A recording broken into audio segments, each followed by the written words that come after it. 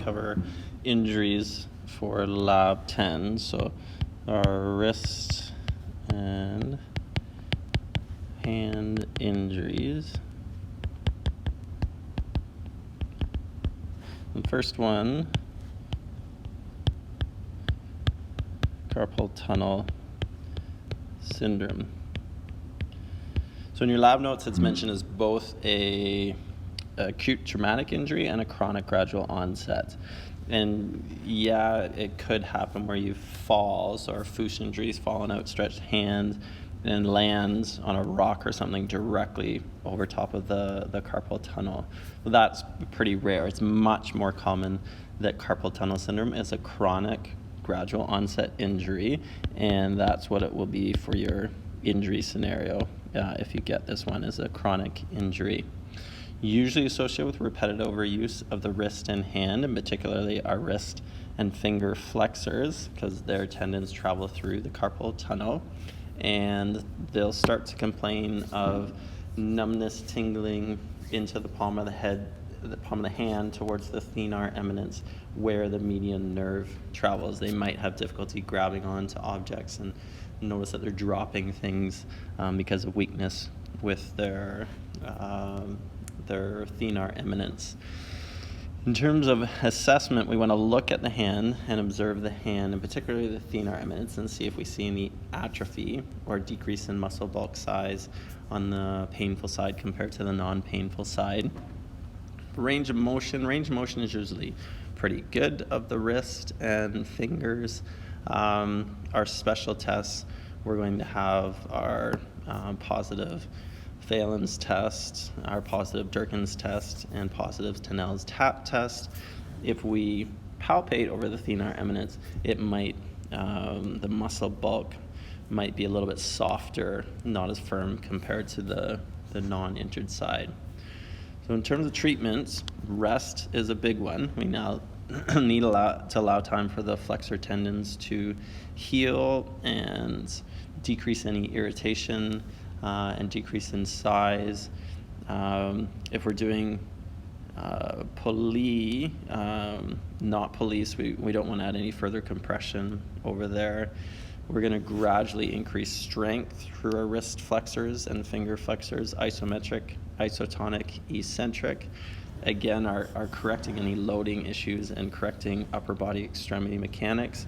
So our scapulohumeral rhythm applies here.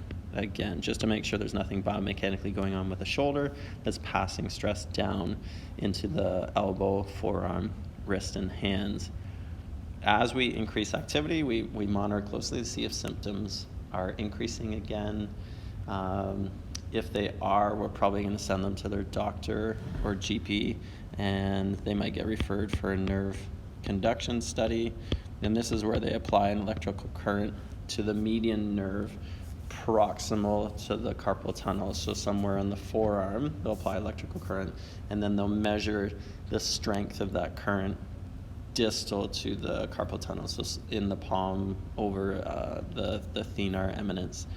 And if the electrical current is decreased or delayed in the signal arriving significantly, then that's diagnostic for carpal tunnel syndrome, and they may be sent for surgery, or carpal tunnel surgery, where they make a small slice or cut right through the flexor retinaculum to decrease the pressure on the carpal tunnel.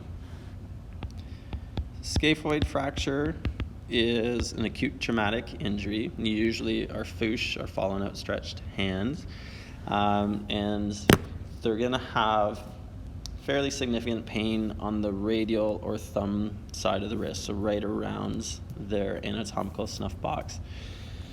Range of motion will usually be decreased in all directions, but especially radial deviation or abducting the wrist. Strength may be decreased, particularly with radial deviation. Our scaphoid compression test will be positive, and if we palpate or push in on the anatomical snuff box, that will be quite sore. We're concerned that they have a scaphoid fracture. We're going to send them to the hospital, and hospital will likely x-ray. X-ray may be negative, but they're still going to put a cast or splint on the wrist to immobilize it, because again, about 15% of our scaphoid fractures don't show up on initial x-ray. So they just want to make sure that the wrist is immobilized for another 7 to 10 days. The athlete will go back and get re-x-rayed. If the fracture shows up then they cast or splint for another 6 weeks or so. If the second x-ray does not show the fracture, then they start the rehab, which is range of motion, strengthening, isometric, isotonic, eccentric, increase the loading through the wrist, and gradually return them back to activity. Thumb hyperextension. This is an acute traumatic injury, sometimes called skier's thumb. Skiers that race on gates, their thumb might get caught on a pole, or if they fall, they stick their hand out and catch their thumb. Gamekeeper's thumb, so soccer goalies that try to catch the ball and it gets pushed backwards, or just from tackling and the thumb gets caught in the jersey. So it can be quite a bit of pain with this, and swelling through the thumb web interspace, so the space between the thumb and your index finger. Range of motion is usually decreased in most directions, but especially into extension and abduction. And then when we do our ligament stress test, our valgus stress test on the ulnar collateral ligaments of the first metacarpophalangeal joint, there'll be increased laxity and pain. If we do our pinch test, that will be positive, and then palpating over the ulnar collateral ligament will be quite sore. Treatment police, we may splint the thumb, and then as pain settles down, we're going to start working on range of motion. So passive, they can use their other hand to help guide the thumb through some movement, and then active range of motion. Strengthening, we can have people push into their opposite hand for all 4 movements of the thumb: flexion, extension, abduction, and adduction. We can have elastic bands wrapped around the fingers and thumb, and then pushing outwards against the elastics, or grabbing onto Play-Doh or a stress ball to squeeze in. Gradually return them to sport, and we may tape the thumb on return, so our thumb hyperextension tape job that we covered at the end of Lab 9. And then lastly, our collateral ligament sprain for fingers, or jammed finger. So any one of our collateral ligaments of the fingers, ulnar or radial collateral ligaments at the metacarpophalangeal joints or interphalangeal joints, any one of those ligaments can be sprained with a valgus or varus stress, and basically the finger gets jammed and then bent to one side or the other. Finger can swell up quite a bit, to the point that it looks like an overstuffed sausage. Because of that swelling, range of motion is going to be decreased. They won't be able to bend or extend their finger very much. Strength will be decreased, probably both with flexion and extension of the finger. And then when we do our valgus or varus stress test for the collateral ligament, there'll be increased laxity and pain on the injured side.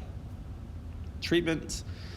Police, and in terms of the ice, we can fill up a sink with ice water, or a bucket, or a large bowl, and they can just stick their whole hand right in it. And same thing with the thumb as well.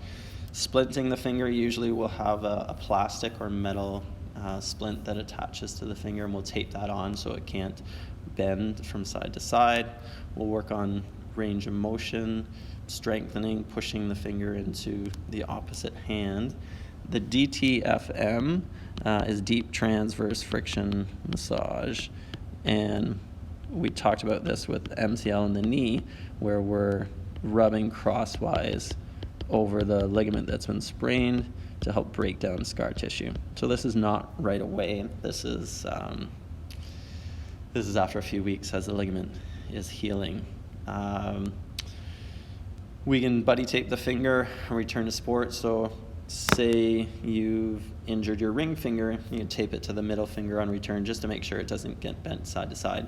But if you're doing that, you never want to leave the pinky finger on its own, because there's a high chance it will then get caught and sprained or dislocated. So if you need to buddy tape the ring finger, tape both the middle and the index finger to it. A trick for getting swelling out of the finger or the thumb, and we'll see it in next week's lecture when we talk about our upper extremity injuries, is taking a string and wrapping tightly around the distal end of the finger and slowly working your way proximally. So that's going to force the swelling proximally back up towards the hand and towards the heart. So those are our injuries for the wrist and hand.